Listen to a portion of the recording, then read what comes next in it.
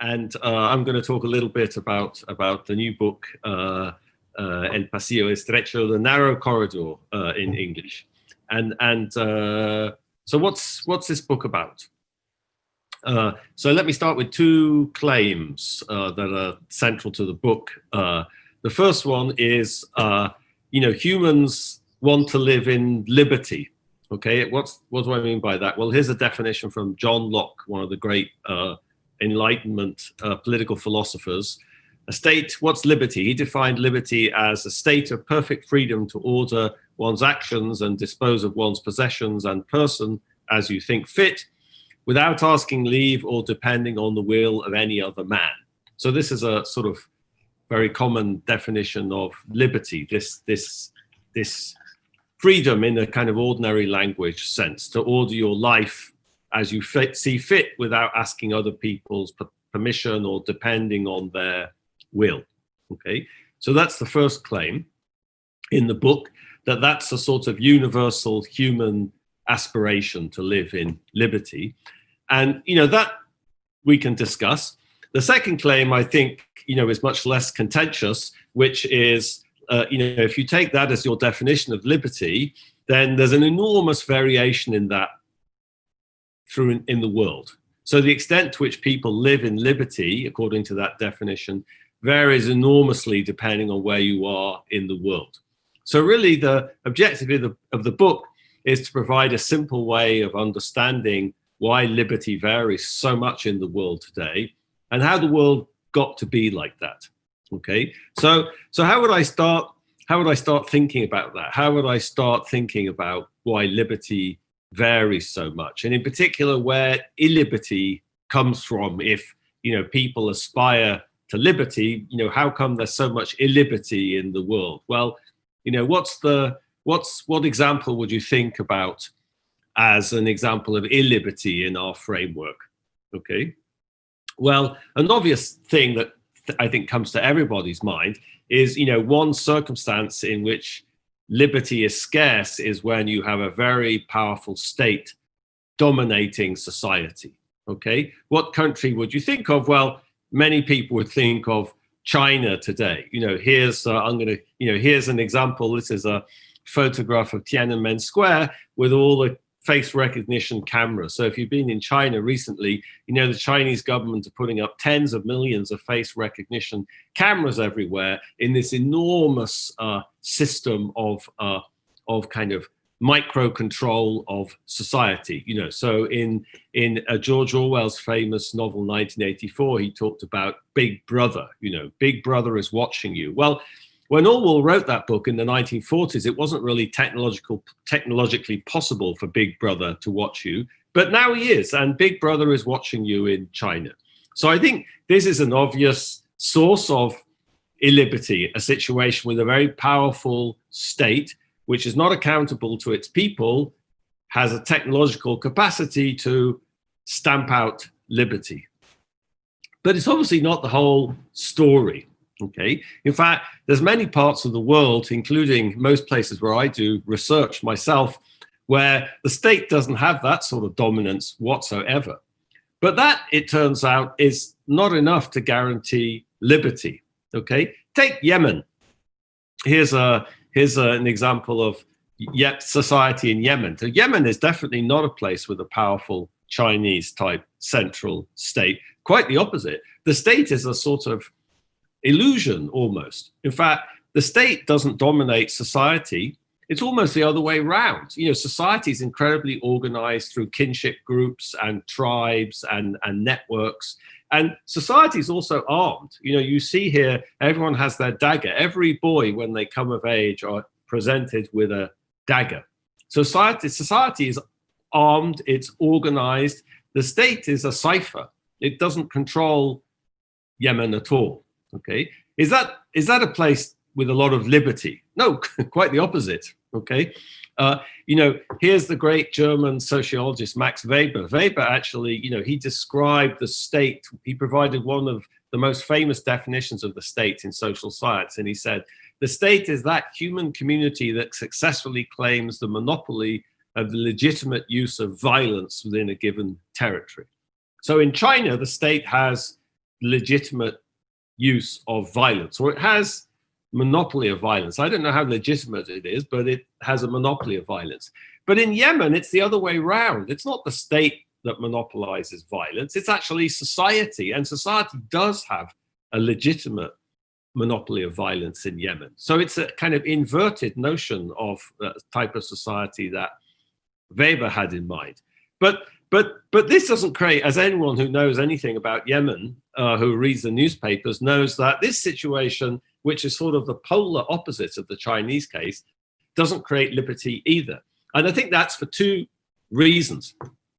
One, which is a very familiar one in history, you could say, and in the book we relate this to the very famous book, 17th century book by the philosopher Thomas Hobbes, Leviathan.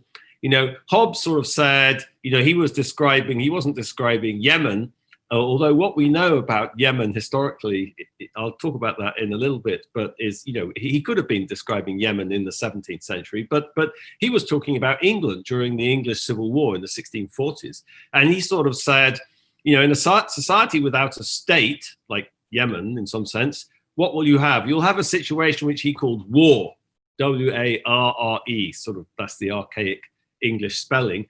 What's war? A situation of continual fear, danger of violent death, and with the life of man solitary, poor, nasty, brutish, and short. So this is not a situation with a lot of liberty. And if you've read about what goes on in Yemen, you know that there's been an intense civil war recently. There have been quite a few civil wars. This is a situation of Hobbesian war. So that doesn't create liberty. But it's actually not the whole story, because it's not the only problem within Yemen and many other societies like that stop liberty being created. Because, as we'll see, and I'll talk a little bit more in detail later, in that context, many types of social norms emerge to stabilize the situation, to avoid war in a sense. But those are also significant impediments to liberty, we argue. Okay, so on the one hand, the state dominates society. That stops liberty. On the other hand, society dominates the state. That seems to be inconsistent with liberty as well. So what's left? Well, and this is the crux of the book, what's left is a balance between state and society. Can you have a balance between state and society? And that's exactly the circumstance we argue in the book, is where liberty emerges and flourishes. And here's the diagram we have in the book to sort of illustrate that.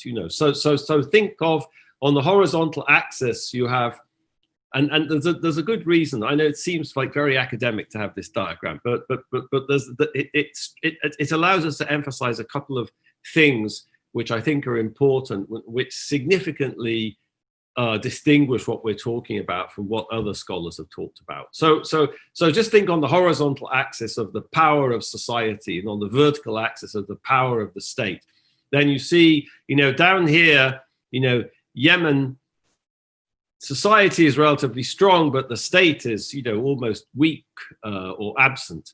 On the other hand, China, the state is strong and society is weak and dominated. But in the middle, and here's where the title of the book comes from, there's this narrow corridor in between these thick black lines where a balance emerges between the state and society. A balance emerges. And a contest emerges between state and society. That's very important. That drives society and the state up to this top right corner, okay? And so this is a situation, interestingly enough, where both the state is strong and society is strong too, okay? Where neither dominates the other, but they actually both end up stronger than the Chinese case or the Yemen case, okay? And I'll try to give you a flavor a little bit of why that may be true with some examples. Okay, so what's the narrow corridor? Here's the narrow corridor. And the book is really about how liberty is created in this narrow corridor by this balance between state and society and the competition between state and society. Illiberty flourishes on either side.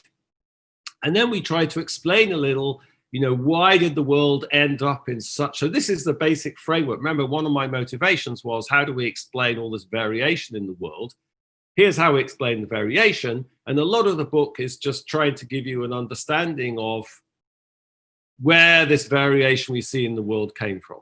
Okay, so let me get into that a little bit. Okay, let me talk about how you get into the corridor. So up here in the top right-hand corner, where state and society are balanced, a certain type of state emerges, which we call a shackled leviathan.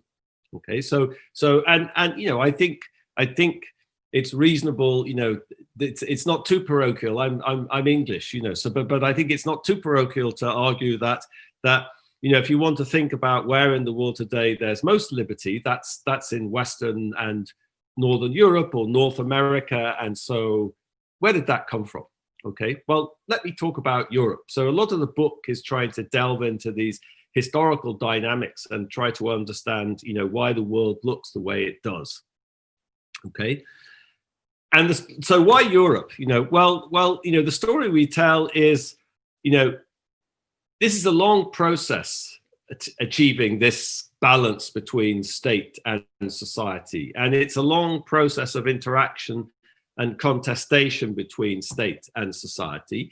And what we argue is, the real story about this in the European case actually goes back deep into history, back until the collapse of the Western Roman Empire.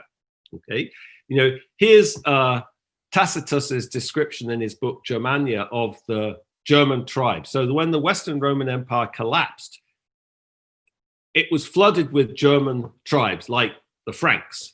Okay, and Tacitus's book, it's a fascinating book. He was trying to really understand why, the Romans suffered humiliating military defeats at the hands of the Germanic tribes, and they never really managed to conquer them or pacify them. They had to build this very elaborate boundary and fortified boundary at the Rhine.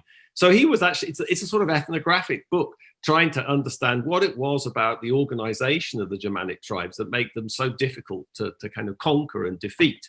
And, so here he's talking about their political institutions. Over matters of minor importance, only the chief debates. On major affairs, the whole community. The assembly, he describes these assemblies, is competent to hear criminal charges, especially those involving the risk of capital punishment. These same assemblies elect, amongst other officials, the magistrates who administer justice in the districts and villages. So these Germanic tribes were sort of stateless in some sense. They had chiefs, they had war chiefs in particular, but they had this incredibly participatory model of governance. So what happened at the collapse of the Western Roman Empire was this organization of Germanic tribes got fused with centralized state institutions, which they inherited from the Romans. And really the person who was most responsible for that is Clovis, who started the Merovingian Empire. And he was a Germanic, he was a Frankish warlord, but he fused these participatory institutions with late Roman institutions, the church, administrative institutions, legal institutions, fiscal institutions, not so successfully. Okay, here he is on the left being baptized, he co-opted the church. Okay, and the Franks, as I said, they merged these late Roman state institutions with this very participatory model of governance. Okay, how do we know that? Well, actually, the earliest description we have of this, the way these Merovingian and then Carolingian institutions functioned, is from 882. So this is quite a bit of time. This is a few hundred years after Clovis managed to do this. But what's fascinating about this description is it mirrors Tacitus's description almost exactly of how things worked. There were two assemblies, one is more the elite, the others, those of lower station are present in order to hear the decisions and to deliberate concerning them and to confirm them out of their own understanding and agreement. So very participatory model of governance, okay? Here's, something else Clovis did. He promulgated the Salic law. here's a version in the left, written in Latin. How did Clovis was probably illiterate, how did he write something in Latin? Well, he co-opted all these Roman lawyers to work for him. Okay, here's what the Salic law says at the start. Here's the preface to one of the existing copies. Again, it's a later, it's not contemporary to Clovis, it's later. 4 men chosen out of many amongst them stood out. Their names were Wisogast, Arrogast, Salagast, and Widogast. It's like the Lord of the Rings. They came from the villae of beyond the Rhine. So the Franks, were Germans. They came from beyond the Rhine, coming together in 3 legal assemblies and discussing the origins and cases carefully. They made judgments on each case as follows. So the Salic law might have been promulgated by Clovis, but this wasn't some kind of top-down, autocratic, regulating society. This was actually a bottom-up codification in legal assemblies of the norms of the Franks. And if you read the Salic law, it's actually super interesting because that's exactly what it is. It's a codification of social norms. So again, this very participatory aspect of society. What am I doing? Okay, here we go. So this model spreads. Okay, the Carolingians got into northern Italy. They went, they got into, Spain is a little bit complicated. The Germanic tribes got it at least into the north of Spain. You see the same kind of things, assemblies. Think about, what really distinguishes Western Europe, Northern Europe, all these parliaments, assemblies. This is where it comes from. Okay, just a couple of parochial slides on English, since I advertise on English. Here's the typical British overstatement: the birthplace of modern democracy. What the heck is this? Well, this is a place called Runnymede, which is in the western suburbs of London. If you've ever been there, near the Thames, it's a meadow. And in 1215, King John signed the Magna Carta at Runnymede. So this is a very famous constitutional document in English history. There's nothing unique about it. There's Magna Cartas all over Western Europe in that period. So there's nothing terribly unique about it. But typical British sort of filibustering. So what was the Magna Carta? It was a constitutional document trying to define the rights of the king and the responsibilities of the king. But what I want to talk about is not that, but why it was signed in Runnymede. Okay, so you might think, why Runnymede? It's just a meadow by the River Thames. Okay, what was special about it? They could have signed it anywhere, couldn't they? Well, what's fascinating about Runnymede is that Runnymede was exactly the site of Anglo-Saxon witens. So this is 1215. It's after the Norman conquest. King John was a descendant of William the Conqueror and the Normans, but they signed this at the place where the Anglo-Saxon witan, which was the sort of British version of these Germanic assemblies, which had been imported by the Saxons from Europe, that's where the witan meant. So the same tradition of accountability and participatory government ended up, in the English Parliament and all of that. Okay, so part 1 chapter of the book, we tell the story of how this, and it's a deeply historical story. And one thing I like very much about the book relative to Why Nations Fail is I think the framework we have in The Narrow Corridor gives much more a sense of it's a process. This is a process. You can't create inclusive institutions overnight. This is a process and it takes time. And I think that's the reality of it. And this gives a much nicer way of thinking about that, or, we believe. Okay, so then we tell the story. I don't know, maybe I'm going to go on too much about this, and I shouldn't. I'm not going to go on about it too much. We tell the story of, this is the 1215. That's a long time ago. Okay, and you don't have anything that looks like modern democracy or even modern state institutions. But then what we emphasize is this competition. Why was King John signing the Magna Carta? Because the barons forced him to do it. But this wasn't just about the barons. The Magna Carta also protected the rights of villeins, of like ordinary serfs, you could say. So this was sort of feudal England. That doesn't sound like a very inclusive society, and it wasn't. But it was the basis for something very different. Okay, but that's the interaction. So let me just give you one little snippet of that interaction. This is from the early 18th century. So this is the sort of construction of the modern fiscal state in England. It's a picture I like very much from John Brewer's great book, The Sinews of Power, where he describes the construction of this fiscal administration for the first time. And this is the excise tax rounds of Supervisor Cowperthwaite. And this is all the places he went to in Yorkshire, supervising. These are the excise men. Here's the collector. This is Supervisor Cowperthwaite, and he went around, checking production, checking the beer and the butter and the bread, and all the things being taxed. He went around. This administrative machinery was created for the first time after the Glorious Revolution, starting in the 1690s. So what was the consequence of this, the state attempting to control and monitor in a way that the British state had never done before? What was the consequence was an enormous reaction by society. Okay, so the British people didn't just sit there and say, oh, the state is monitoring us, it's collecting all this information, it's never done that before, we'll just let's give it to them. No, the people started organizing in a completely different way. They started reacting to this. And there's a fantastic book by, I quote here the great sociologist Charles Tilley, who wrote a book exactly about this called Popular Contention in Great Britain. Between 1758 and 1833, why 1833? Well, 1832 is the first Reform Act in England. So it's like it's the birth of modern democracy, really big time in England. So in this period, a new variety of claim making had taken shape in Britain. Mass popular politics had taken hold on a national scale. The expansion of the state, I just described that, pushed popular struggles from local arenas towards national arenas. So this is it's the interaction between the state and society that kind of drives this, what we call this shackled Leviathan. Okay, in the book, we have a terminology for this. We call this is the Red Queen effect. Okay, this process of the competition between state and society, we call that the Red Queen effect. And that's really critical. And, to try to create liberty, you have to harness that Red Queen effect. That's one of the themes of the book. Now, I talked about,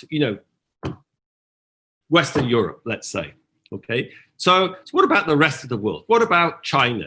So many types of theories of variation in human society emphasize a lot big structural differences, latitude or climate, or you could grow rice, or you could grow wheat, but our theory is not about that at all. In fact, if you look at China historically, so let me just talk quickly, very briefly about, and there's a lot about the book. Like, why did China end up looking so different from this picture of Western Europe I just painted? Okay, and what's fascinating about that is if you go back in history, things don't look so different at all. Here's a text, the Hunzi, which is a sort of very famous post-Confucian philosophical work, and Hunzi is talking about, he's talking about politics and accountability. And here it is, for those, translated. The king is a boat. The common people are the water. The water can hold up the boat, or the water can sink the boat. Okay, you can see the Chinese character for boat and water. So what's that? The water can hold up the king, or the water can sink the king. That's accountability. It's a popular control of the state. Okay, but what happened in China, which didn't happen in Western Europe, is that this model of governance, or the balance between state and society after the Bronze Age, was eliminated by the rise of the first dynasty. And here's one of the intellectual mentors. He'd been dead 100 years by the time the Qin dynasty started, but he's one of the intellectual mentors of it, Lord Shang, or Shang Yang. And here's a quote, which I like, from his surviving writings, describing how to organize state-society relations, which is at the core of our book. When the people are weak, the state is strong. Hence, the state that possesses the way, so this is the way, this is like Tao, so that's this notion of virtue and perfectibility that's deeply kind of embedded in the Confucian tradition.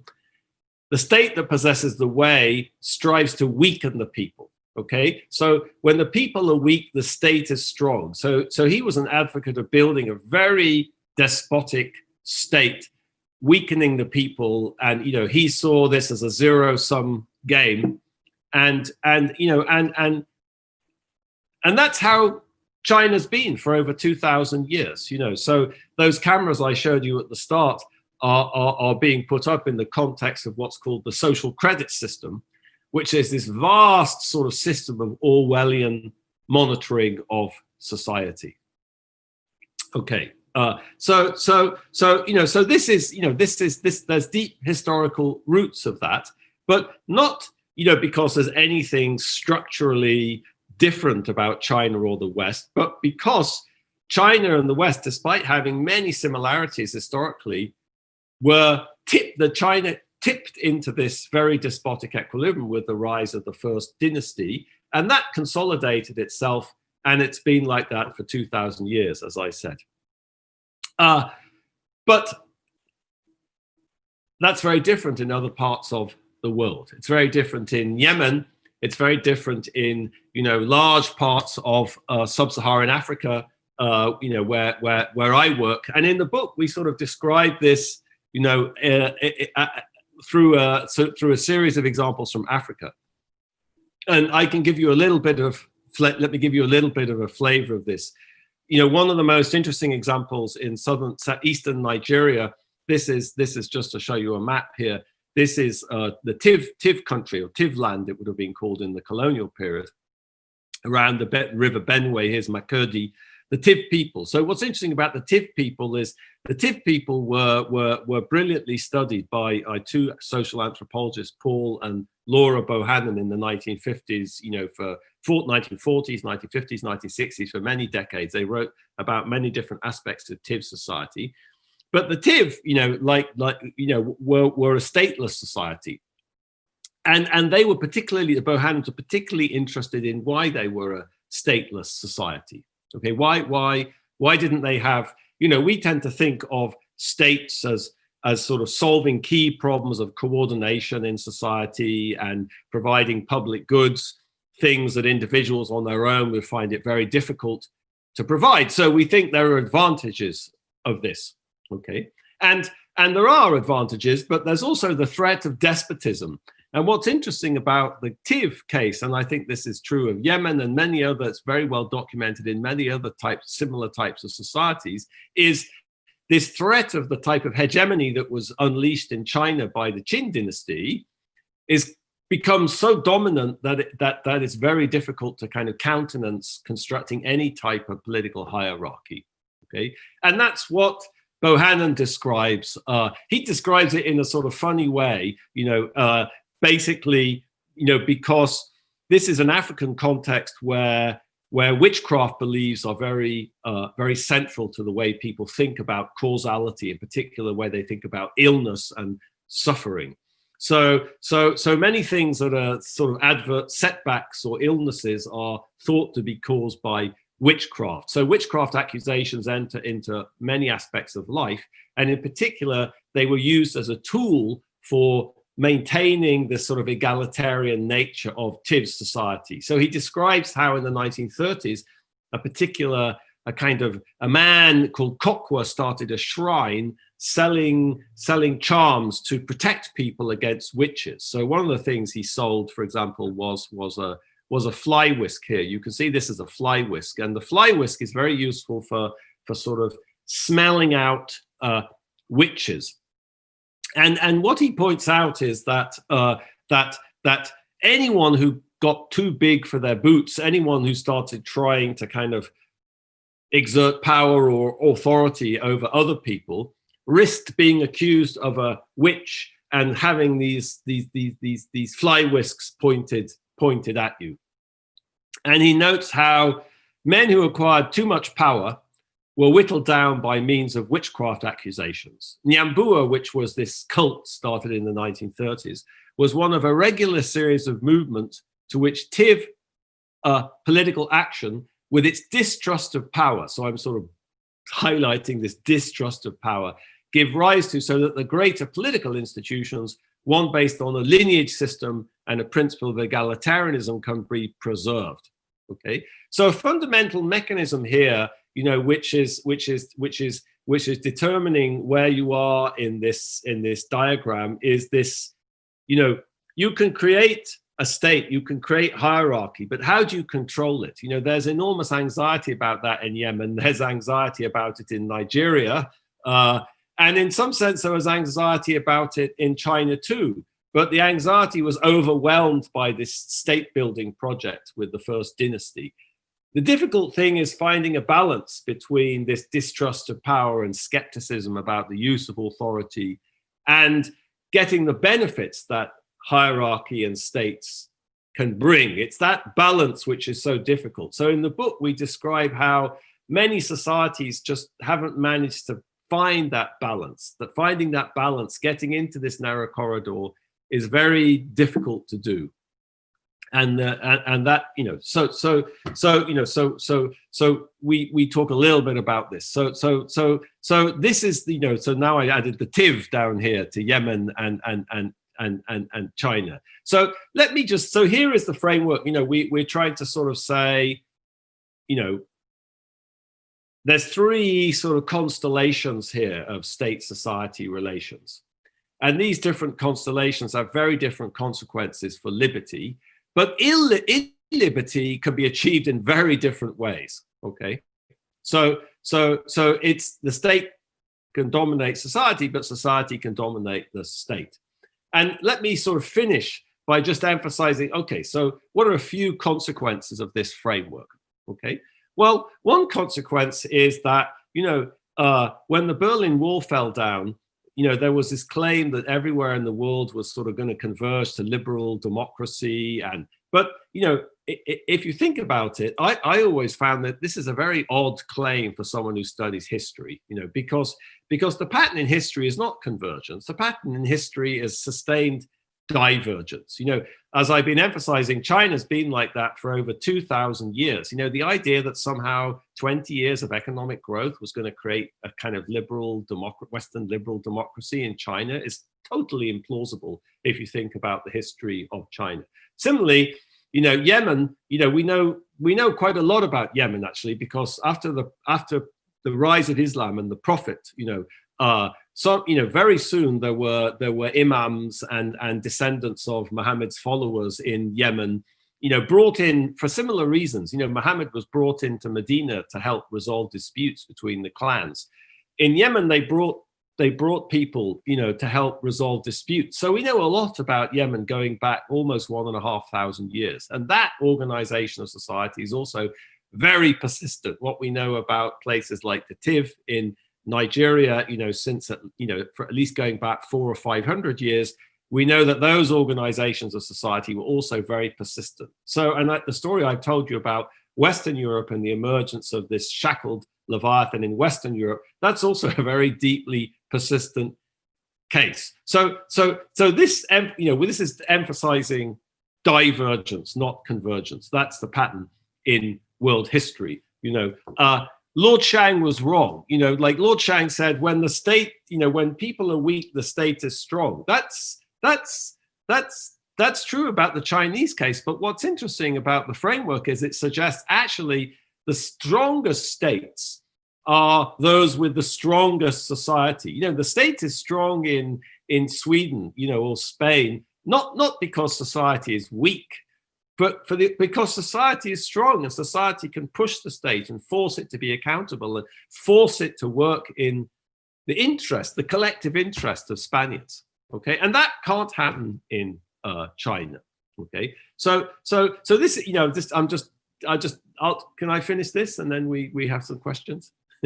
So this is just, I'm talking about the kind of the building blocks of the theory, but I like my mother used to say, the proof of the pudding is in the eating. So I'm just trying to talk about some of the implications of this framework. So the framework, it helps you think about the two big issues I raised on the first slide, but it has all sorts of other implications which we think are interesting. Another, implication, which is number 3 here, is that, creating this shackled Leviathan, it's not just some issue of sort of constitutional design or writing the correct system of checks and balances or having, presidential system or a parliamentary system. It's a process, in which society is critical. I think, there's a myth in the United States. I think the last 4 years perhaps has revealed this more dramatically than any period in the last 230 years since they promulgated the US Constitution, is that the US isn't like it is, because of some piece of paper that James Madison wrote in Philadelphia. That has to be implemented. It has to be enforced. People have to believe in it. It has to be, it's a much deeper. I mean, de Tocqueville understood this. If you read de Tocqueville's book, Democracy in America, he sort of understood it was the reason America did what it did was because of the way society was organized, and because much of the power was in society and the organization of society. So that's absolutely crucial for, yes, these, the Constitution may matter, but that's not the secret. That's not the secret to achieving this shackled Leviathan. But to achieve that liberty also, you need a sort of social change. So in political philosophy, people make this distinction between negative liberty and positive liberty. And in some sense, the Lockean definition of liberty that I motivated the whole discussion with is, that's what you call kind of negative liberty. But positive liberty is more about sort of empowering people to do things and empowering choices. But that's actually part of the story here too, because I didn't get into it too much. We talk a lot. I hinted at it in the Yemen case. I could have gone into it in the Tiff case in more detail. But this notion of the cage of norms, that many types of societies that don't have a central state, effective central state, like Yemen or historical Nigeria, parts of Eastern historical Nigeria, these social norms proliferate to bring order and regularity. But these norms are an enormous impediment to inclusion and liberty as well. So the main example we develop in the book is the caste system in India. The caste system, we call that, part of this cage of norms, is an enormous impediment to liberty. So part of the dynamics of getting into the corridor on the Red Queen effect, is the erosion of these norms. So think about this European case I gave. Think about discrimination against women and the oppression of women. That's the end of serfdom in the late Middle Ages. These norms gradually are eroded, and that's a very critical part of the story about the emergence of liberty.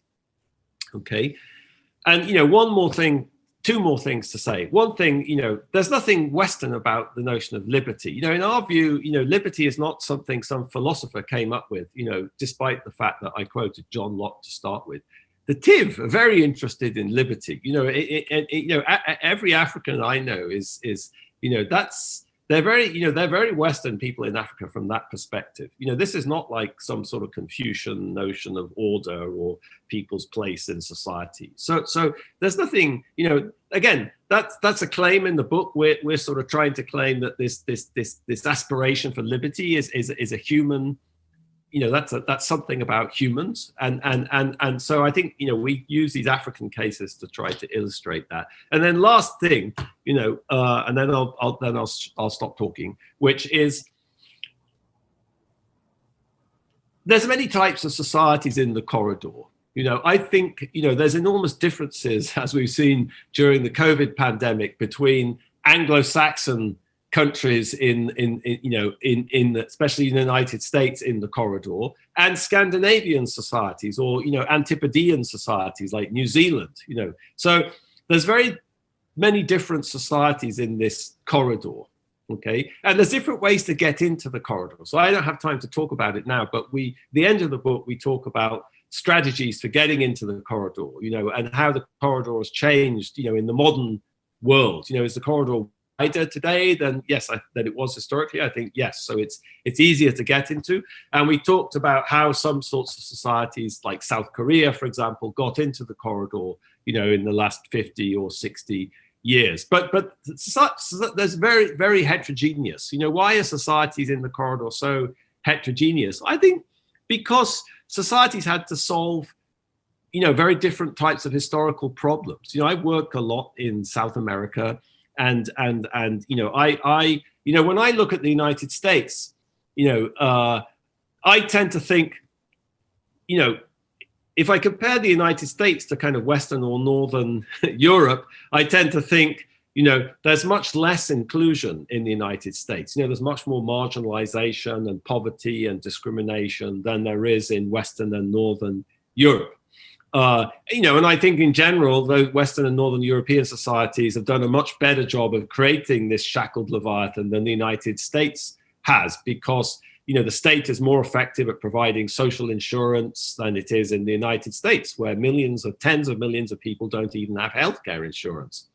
So, but to me, that's an illusory comparison, because the type of historical problems that the United States had to solve were very different from the type of problems that Sweden had to solve. In the Middle Ages, Sweden had a peasant, a peasant assembly, as part of it, as a peasant estate in the parliament. There's a very deep history of participation and inclusion, and so. But when I think about the United States, I think, well, compared to Colombia, the United States did a pretty good job at building a shackled Leviathan and inclusive institutions.